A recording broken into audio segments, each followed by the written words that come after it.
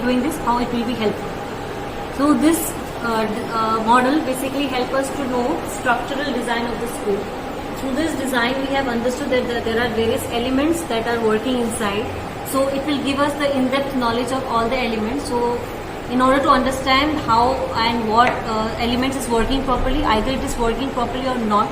So in case if it is not working anywhere, what to do and what are the things needed to be done. It also helps the stakeholders, in our term we can say the principals, to think critically about the interlinking of all the elements. Not only the knowing the problems, it also helps to know, to come out with the possible solutions. So as we are talking school as a system, in this model we can say that school is a complex whole. Here we can see the interlinking of the internal and the external elements and how they are working together as a part of a school, as a part of a whole, complex whole that is a school. Throughout the study we have found out 9 elements, and under this we will be discussing about all these elements. This is our model, and this model will help us to understand or to address the complexity of the education system as a whole.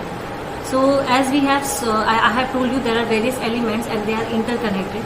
So in order to know the challenges that will come and to overcome that challenges, there are something that we need to know, and so that's why we are studying these elements. We should feel right about ourselves, that if this is the thing I am best at, so outside the world or outside the society I should get a proper opportunity or proper exposure to this. So if that feeling is right in me, that means I am not a limited person. That means I am without my limitations. I have conjoined my limitations with my capabilities as well. And if I am not feeling good, if I am not feeling good about what I have achieved or whatever I thought that I will be able to deliver to the society. So if I am not feeling good about it, that means I am a very limited being, and I have not gone out of my box.